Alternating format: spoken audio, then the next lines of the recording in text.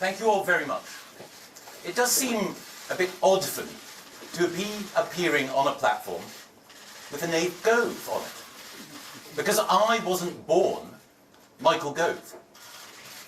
I was born Graham Logan, 51 years ago, to a mother I never knew. I was taken away from her at birth and spent the next 4 months of my life in care, before I was adopted by my mum and dad, Ernie and Christine Gove. I remember my mum telling me about my adoption. Son, she said, you didn't grow under my heart, you grew in it. They gave me love, total, absolute and unstinting. And as a result of their sacrifices, I'm here today, the first member of my family ever to have the chance to go to university, and someone privileged to have worked with 2 great prime ministers in 3 great government departments. And being adopted, I've always remembered one thing: how fragile life can be, how much depends on chance. And that's why I'm in politics, because I want to give every individual the opportunity to succeed. I don't want to leave their fate or destiny to chance. I believe that every individual has something unique to offer, and I want to give them the chance to be author of their own life story. And in particular, I want to make sure that we give opportunities and a voice to those in our undervalued communities and our overlooked families. What do I mean by that?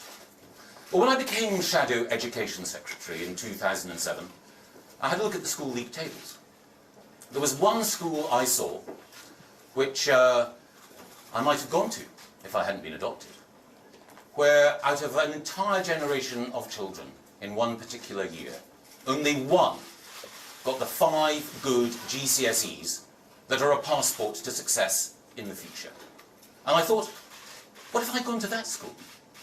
What would my future have been? What would my chances have turned out to be? And at that point I vowed, if I ever become Education Secretary, I will make it my mission to make sure that every child has the opportunities I've enjoyed, every child can fulfil their full potential.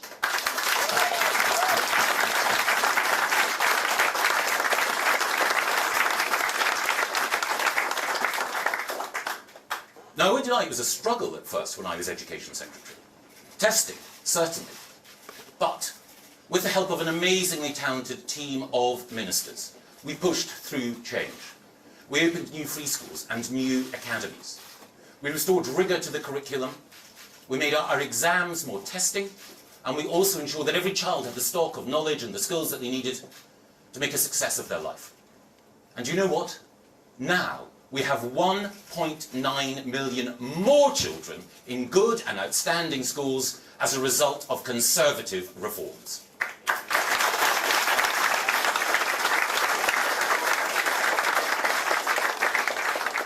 And it was that belief in using the power of government to help every individual that I took with me to the Department of Justice when I worked there as Secretary of State. My view, like Winston Churchill when he was in charge of our prison system, is that there is a treasure in the heart of every man. So I set about with the same reforming zeal.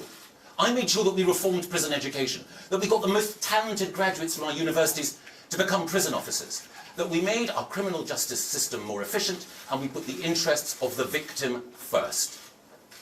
And that same set of values I took with me when I became Environment Secretary. Our planet is in peril.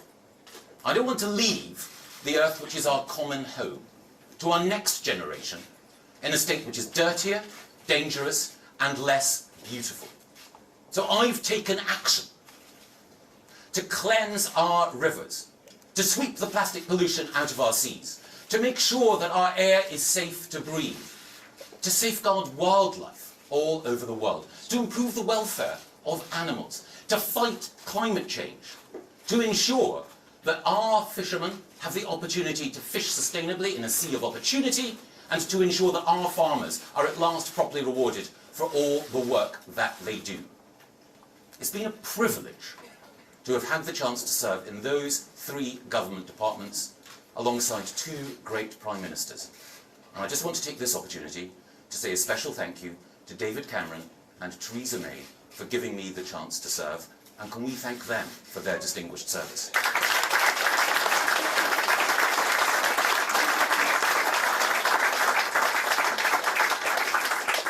But the next leader faces a particular challenge, bigger than perhaps any that's been faced before, and that is delivering Brexit. And for me, this is unashamedly personal. I made a decision to join the campaign to leave the European Union. More than that, I made the decision, and it wasn't easy, to appear under the heat of the studio lights in the television debates with the people who would decide making the case for Brexit. I led from the front. And I knew in so doing that I would be putting friendships at risk and my family under strain. But I did it for one reason. I believed that this was the right thing to do at a critical moment in our history. My family know what it's like to face the costs of being in the European Union. My dad's fish processing business, which his grandfather worked so hard to set up, went to the wall in the 1980s as a result of the common fisheries policy. I know that in my part of Scotland, coastal communities were hollowed out. People lost their jobs. Dreams died as a result of the EU. But it wasn't just in Scotland. As we discovered during the referendum, there were people in overlooked families and in undervalued communities across this country who were crying out for their voice to be heard. And heard it was when 17.4 million people voted for us to leave the European Union, more than have ever voted for any proposition in the history of our democracy. And it is all about democracy. Why did those communities feel undervalued? Why did those families feel unheard? The truth is, because so many of the decisions that govern our daily lives were taken by people in distant committee rooms, whom they'd never elected, couldn't get rid of, and whose policies they could not change. Britain has given so many great things to the world, but perhaps the greatest of all is parliamentary democracy. But our parliamentary democracy doesn't give the fullest expression to the most important thing in politics, which is the accountability of power to the people, when we have systems like we've had in the European Union. That's why it's so important that we do leave and honour that mandate. But 3 years on from that vote, we still haven't left. People feel exasperated, scunnered, as we say in Scotland. Well, I feel that exasperation and that frustration deeply every day. Why haven't we left? Well, I think there are 2 reasons. I think that some of the people involved in this negotiation haven't really believed in Brexit. I think some of them have felt that this was a problem to be managed, rather than an opportunity to be grasped. But you know what? It's not enough just to believe in Brexit. You've also got to be able to deliver it. And one of my concerns, when I was out of government and on the backbenches, was that we triggered Article 50 without a proper plan for Brexit. Well, I have a proper plan to deliver Brexit. I will ensure there is a full stop to the backstop. I will ensure that we negotiate a Canada-style free trade agreement with the European Union and new free trade deals across the globe. I will ensure that we are out of the common agricultural policy, out of the common fisheries policy, out of the court, out of the Commission, out of the Parliament, out of the EU, and once more taking back control of our money, our borders, and our laws.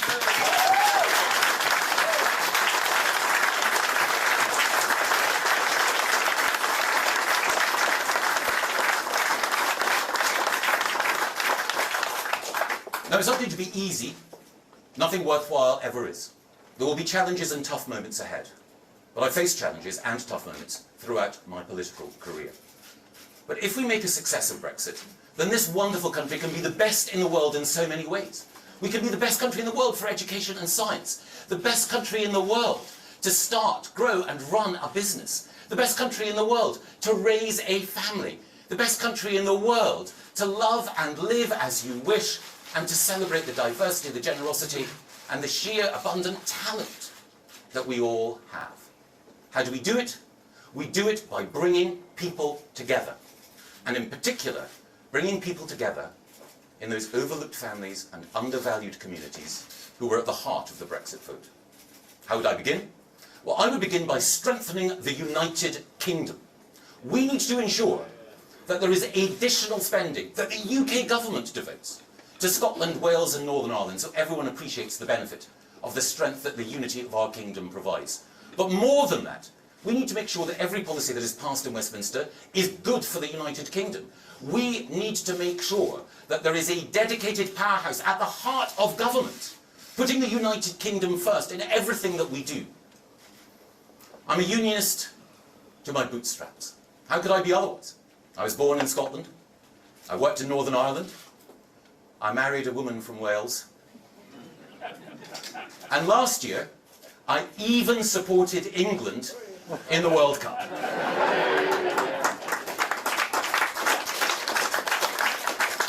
So in the far more important match last night, I was supporting Scotland. As well as strengthening our United Kingdom, we also need to have a big, bold, radical, pro-business economic plan which ensures that those overlooked families and undervalued communities are at the heart of everything that we are doing. So that's why I've said we should look at VAT and potentially introduce a new sales tax, because VAT is a regressive and complicated tax that hits the poor hardest. It's also why I believe that when we make income tax cuts, those income tax cuts should work with universal credit to help the poor who are in work to take more home. One thing I will never do as Prime Minister is to use our tax and benefit system to give the already wealthy another tax cut.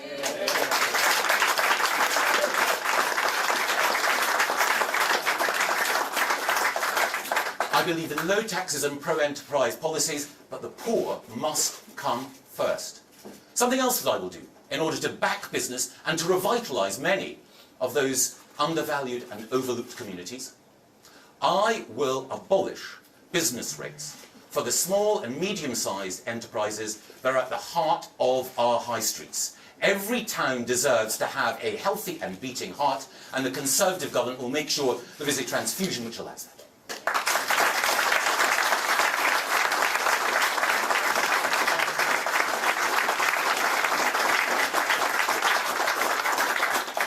There's something else that we need to do for those overlooked families and undervalued communities, and that is invest properly and reform properly in education. One of the things that I will do is to restore per pupil funding for every child in our schools. But much more than that. The world of work is changing. New technologies, artificial intelligence, robotics, machine learning, gene editing, they could lead to this country becoming the forcing house of innovation in the future. There are tremendous opportunities, but there are also challenges, because as the world of work changes, some of the traditional jobs that so many have enjoyed will disappear. So we need to help people in education, not just at the beginning of their life, but in the middle of their career. And I will ensure that we make lifelong learning a reality by allowing people in mid-career, in many of those towns that need new skills and new investment, to retrain to take advantage of all of the opportunities of the future. And I'll create institutes of technology with high quality vocational education in every town, and I will work with American universities to ensure that they can open new campuses here to extend innovation and to emphasise that we are a country open to talent.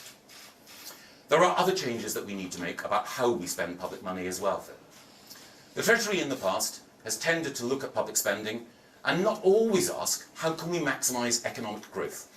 Working with a great team of Treasury Ministers, I will make sure that every pound we spend is dedicated to improving economic growth.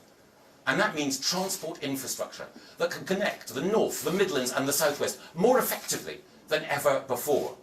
It also means making sure that we have a 5G infrastructure which is safe for this country, and also one which ensures that every community in this country can be connected. It also means, when we're thinking about infrastructure, housing. Conservatives should always believe that everyone has the right to own their own home.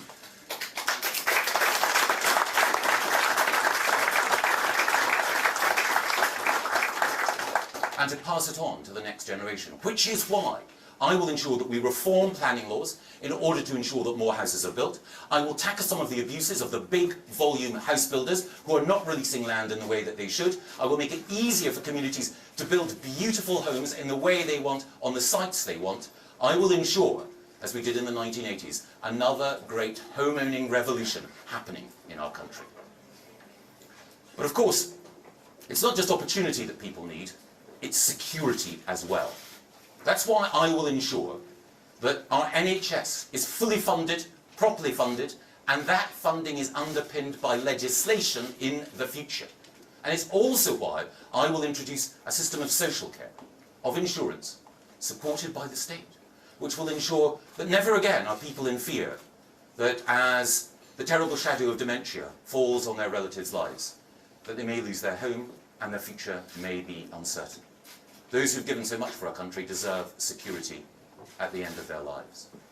Security also means looking at the way in which our police operate as well.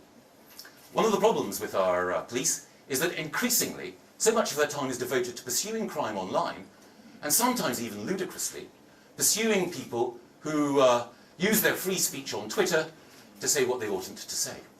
Now, in recent days, I've actually been tempted to support the police using their powers to stop some people on Twitter operating their right of free speech. But local communities deserve local police that are concentrating on local priorities. So I will create a new national cyber crime task force to ensure that local police do what they should, respond to local people's desire to make sure that local priorities come first.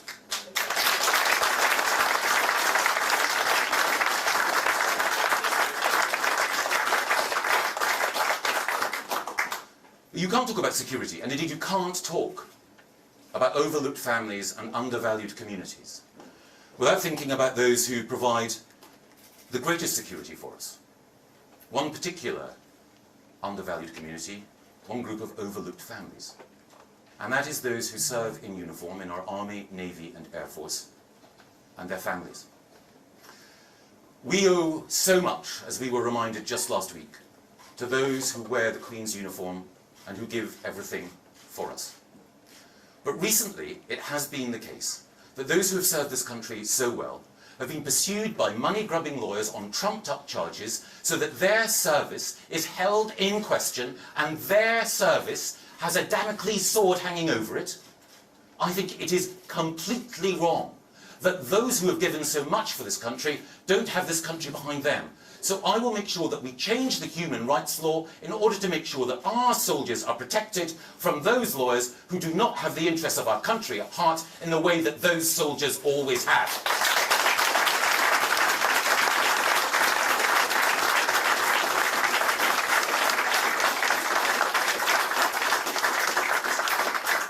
And I will make sure that we have a dedicated Minister for Veterans to make sure that we protect those who have protected us.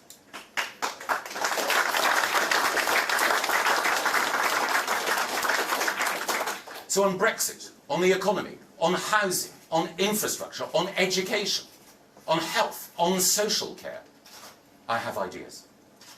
But it's not enough for the new leader, the next leader of this country, to have ideas. These are serious times. We need a serious leader. The stakes couldn't be higher, the consequences couldn't be greater if we get this wrong. I don't want us to have a situation where we have Jeremy Corbyn in Downing Street, propped up by Nicola Sturgeon, breaking up our United Kingdom, inflicting Marxist economics on this nation, and blighting our children's future. That is why, at this time, we need someone who has been tested in the heat of battle. Someone who is prepared to go under the studio arc lights in order to make the case for conservatism. Someone who will take on Jeremy Corbyn at the dispatch box, not hide in their bunker. Now, I have had the opportunity in 3 government departments to show that I can bring people together in order to drive change. I've had the opportunity to show that with attention to detail, a passion to reform, a mission to deliver, that people's lives can be transformed for the better. And I have always taken the opportunity on every platform to make the case for the conservative values that have made our party great and our country strong. And that is why I am now ready to unite ready to deliver, ready to lead.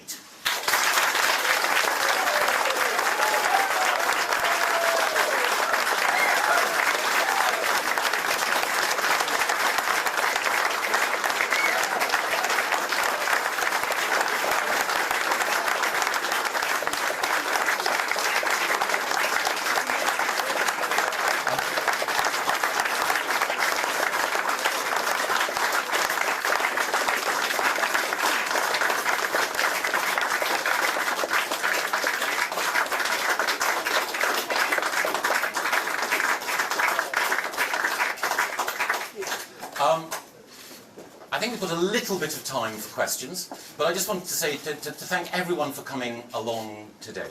I don't know who might like to ask the first question. I don't know if there's a representative from the BBC here. Oh, yes, gentleman from the BBC over there, sorry. Yes, Laura's here. Laura's not here. Okay. Nick Watt from the BBC. Michael Gove, you've obviously got very strong support in this room from a lot of supporters for what you and they regard as your strong record on social reform. But in your heart of hearts, you must know your campaign is in real trouble. Because when you were a very prominent figure, not an MP, a very prominent figure 20 years ago, you thought it was okay in a London dinner party to break the law by snorting cocaine. And then when you were in government, you were at the pinnacle of the criminal justice system as Lord Chancellor that sent the people who gave you that cocaine to jail. And those people often came from very underprivileged backgrounds. And is your problem not in your party and in your country that there's revulsion at that double standard? Well, thank you, Nick. I explained both to the Daily Mail and also in a 20-minute interview with Andrew Marr yesterday my regret at my past mistakes. But one of the consequences of having had the chance to reflect on my mistakes is that when I was Justice Secretary, I was determined to ensure that those people who had fallen into the net of the criminal justice system were given all the support, the help and the care they needed in order to achieve redemption and to enjoy a second chance. I took my responsibilities in government, I take my responsibilities in government incredibly seriously. And I would ask anyone to judge me on the basis of what I did as a reformer at the Department of Justice in order to ensure that we could find that treasure in the heart of every man, that we could take broken lives, put them back together and transform the existence of some of the most unfortunate in our society.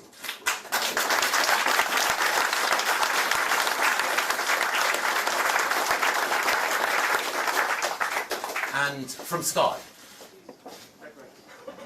Mr. Gove, two questions if you may. The first question is the question I've asked everyone today, and that's, on October the 31st, what do you do if you still don't have a deal and Parliament has blocked no deal? Do you delay, or do you call an election to break the deadlock? And then my second question is this. You're standing for the most important job in this land, but can the public really trust you when you privately take cocaine and then publicly condemn middle-class professionals that do that in a newspaper column? To take the second one first, I've acknowledged that I made a mistake. I also believe that if you've made a mistake and you've fallen from high standards, you shouldn't subsequently lower the standards, you should reflect on your mistake. And I have. And that's why, in public service, I believe the really important thing to do is to put the interests of others first. And on your first point, well, let me be clear. I think we can make significant progress in getting a deal with Europe. I think that there is goodwill on the part of other EU nations who don't want a no-deal outcome on October the 31st. And I hope that we'll be able to leave before October the 31st. However, I'm clear about one thing. There are some other candidates in this race, including the person who I'm told is the front runner, who have said that if it were the case that we'd made a lot of progress, we were on the cusp of a deal, but we hadn't dotted every I and crossed every T at midnight on October the 31st, that they would junk all that progress that we've made and immediately say, let's leave without a deal. We all know what would happen then. There would be a vote of confidence in the House of Commons, that the government would lose, there would be a general election, we would have Jeremy Corbyn in Downing Street by Christmas, someone dedicated to breaking up our United Kingdom, to ensuring that there was no Brexit, and to destroying this country's economy. So yes, I'd be willing to delay for a day or a week or whatever was required in order to get that deal over the line if we were making progress. The danger is that if we vote for a potential Prime Minister who said, whatever happens, I'm going to leave on October the 31st, we will be voting for a Prime Minister who will not be able to deliver Brexit before there's a general election. The Conservatives will lose that general election, and that choice will lead to Jeremy Corbyn.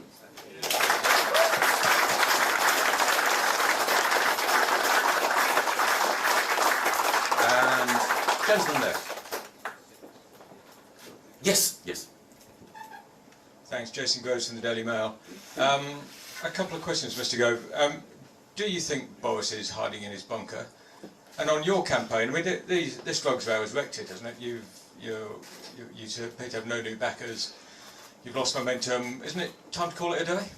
Well, on the second point, I'm in it to win it. And the one thing that I would say is that there are some fantastic people in this room, and more than that.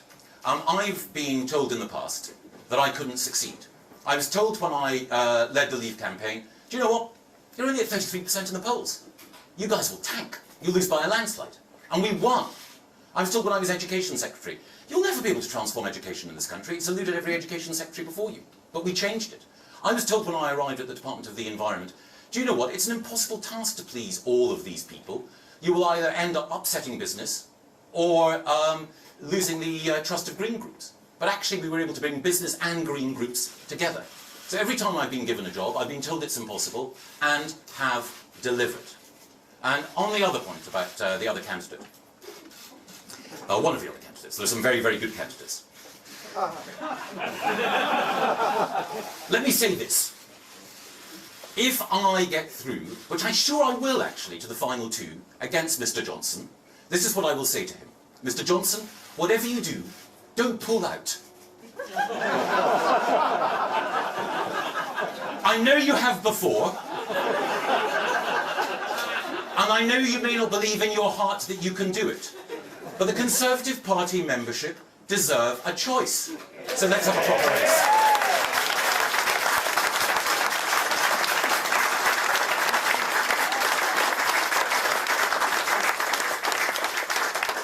And yes, in red, Heather, yeah, I think.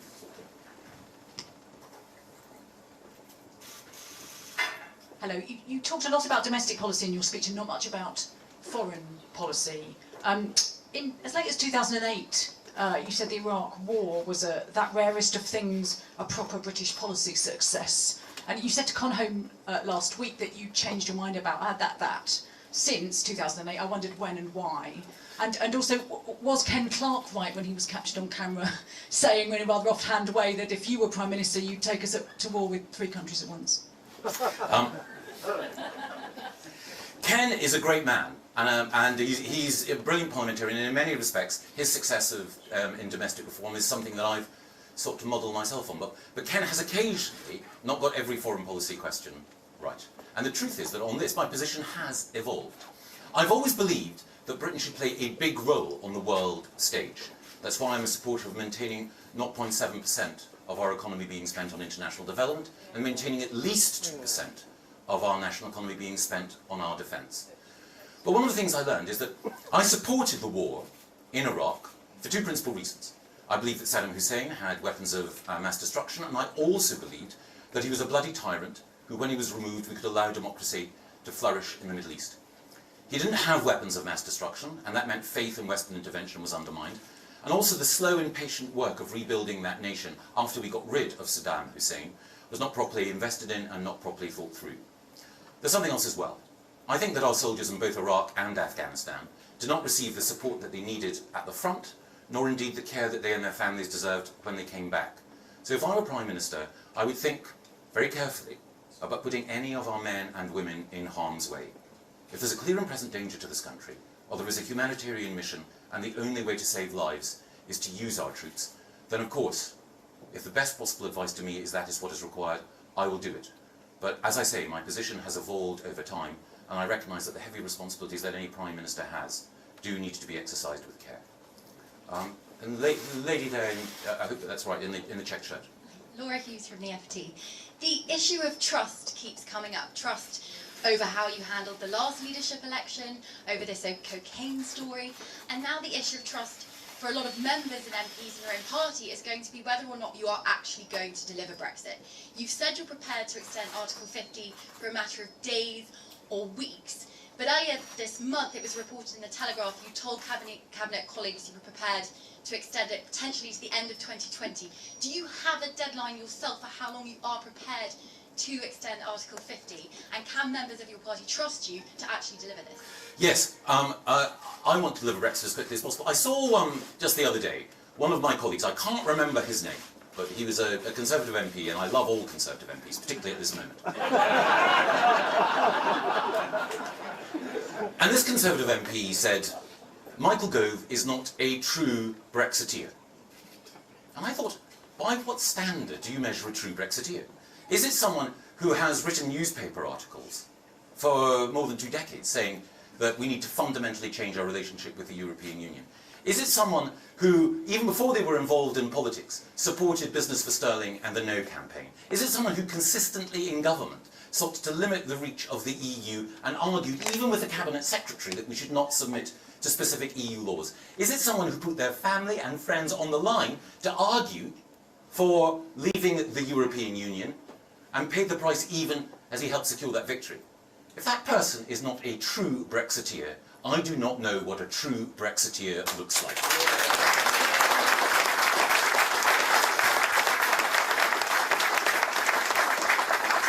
Yes, Torkel. Michael Torkel, Chrysler, Daily Record. Michael, in one breath you talk about strengthening the Union, and in the next breath you talk about bypassing the Scottish Parliament by spending UK money directly in Scotland. Now, the Nationalists, you know, will call that a power grab. And other people would say, you're saying one thing and doing another. And that's a bit like the cocaine allegations. You were saying middle-class people shouldn't take drugs, but you were taking drugs yourself. It is a question of trust and a question of hypocrisy. Well, I think the two things are unconnected. But on the point about funding in Scotland, look, I'm proud that we, as a United Kingdom, are stronger together. There are so many jobs in the public and private sector in Scotland, Wales and Northern Ireland that depend on the strength of the United Kingdom. We wouldn't have the military bases that we do, we wouldn't have people working in HMRC, we wouldn't have people working in the Bank for International Development in Scotland if it weren't for the United Kingdom. We should celebrate that fact. But it's also the case in conversation with Scottish ministers that I've said, when they've said to me, well, we don't have money for that, or we don't have money for this emergency or contingency, I said, I'll be prepared to step in. I wanted to make sure that people recognise that the strength of the UK Treasury and the foundation stone that is the whole United Kingdom is the thing on which all our prosperity rests. And it is a remarkable position for the SNP to be in, to say, do you know what? We don't want extra money and resources for Scotland because we would rather have a narrative of grievance and separatism than improve Scottish people's lives. That's what's wrong with the SNP and why we need change.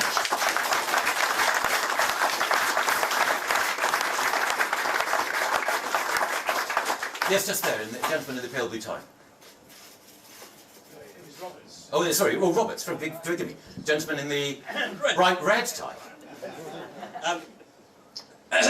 Michael, you have just said that you would make sure there is a full stop to the backstop, your words. You've also made a plea for keeping the United Kingdom together. But as you've said in the House of Commons, a no-deal Brexit risks the breakup of the United Kingdom.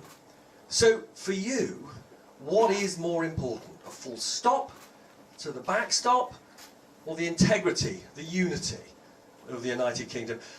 And I'm sorry to harp on about this, but a final point. You know, as a former Education Secretary, that if a mature adult teacher said they had taken Class A drugs, they would be risking being disqualified as a teacher.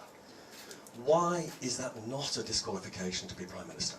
Well, on the second point, if someone had said that before they entered teaching they had made mistakes, that would be no bar, and there's been some misreporting about the way in which actually there's those terms apply to teachers. But on the first point, I think the best way in which you strengthen the United Kingdom is by having a full stop to the backstop. I take seriously the concerns that many have expressed about the situation on the island of Ireland. And there are a number of concerns. The first is that we do not have governing institutions in the north of Ireland. And that means that there are no nationalist voices in power, Irish nationalist voices in power, anywhere in the United Kingdom. Because of the way in which the last election worked, you have DUP MPs, good colleagues and allies of ours in the House of Commons, but no one from the moderate nationalist SDLP. You need to get them back in government in order to make sure that the rights and concerns of Northern Ireland's nationalists are protected. That's step one, and I would personally lead those talks along with our brilliant Northern Ireland Secretary, Karen Bradley. The next thing is that the Irish government itself doesn't want no deal. It just wants to make sure that the interests of Northern Ireland's nationalists, the interests of borders communities, and the interests of cross-border trade are all protected. And we can do that through a system of alternative arrangements. When the Prime Minister went out to Strasbourg just a couple of months ago, she secured a commitment from the EU to work on those alternative arrangements. And we in government are setting up 3 working groups on those alternative arrangements in order to make sure that we can either obviate the need to go into the backstop, or should the eventuality ever arise, we only need to be in it for a limited period. It requires goodwill, and I believe that we can bring that goodwill to this process. Yes, gentleman there in the thin blue tie, and then that's it. Thank you, Michael. Kevin Scofield from Politics Home. You've had quite a few digs at Boris Johnson this afternoon. If you emerge triumphant and become Prime Minister, would you offer him a job in your cabinet? I'm a great fan of Boris's. I enjoy working with him, but I think that the first person, if I become Prime Minister, that I should discuss that with is Her Majesty the Queen. And with that, I have to head off to put my nomination papers in. Can I just say, it's been so wonderful to see so many of you here today. And our country has a great future, and the reason it has a great future is because of people like you in this room. Thank you.